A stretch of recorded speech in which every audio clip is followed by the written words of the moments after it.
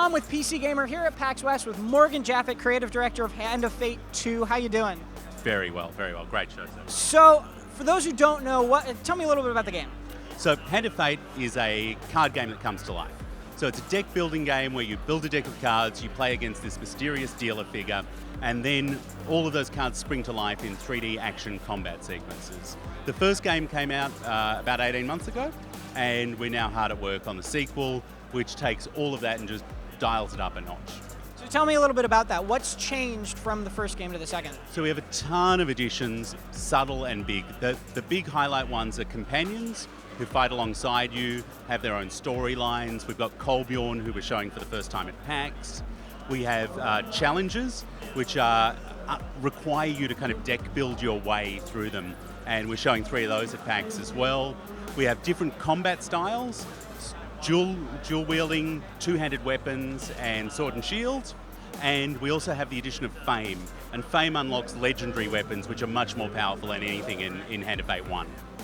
So what were some of the big goals that you wanted to change, where you maybe looked at the first one, looked at some of the criticism around it, and then said, we can do this better? So, to an extent, we kind of started with the things we knew people loved. Like, people love unlocking new content, the token system, the narrator. Man-eating plants. I can't say I blame them. Those were things we knew we wanted to keep, and we congealed around that early on. But we felt like with Hand of Fate 1, we'd left a lot unsaid. Like, what happened to the dealer at the end? Unfortunately, that's a spoiler for Hand of Fate 1 people. But, what happened at the end? Where could those mechanics be taken? So we had things we wanted to say on the story front, and we picked that up. This is 100 years on, the dealer's back for his revenge, and through the course of play, you'll find out exactly how he got there. And we picked up a lot of things mechanically, like there was deck building in the game, but there weren't really like things that challenged your deck building skills. You just got progressively better gear, whereas now we're asking you to really build the right deck to take on the right challenge to overcome it.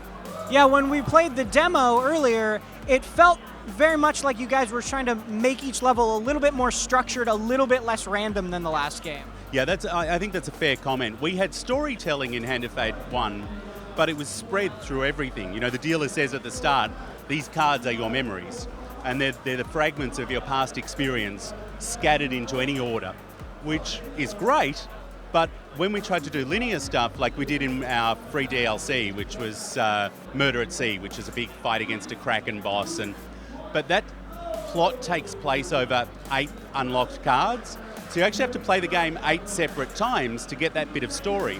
And it wasn't the best way to go about it, so we found a much better way this time round. There's a little structure to every one of the challenges and the boss battles, but at the same time, the freedom to build your decks and work out how you approach them. Cool, and when can we expect Hand of Fate 2? Q1 next year. Great, well thanks very much for talking with me. Thank you so much for coming along.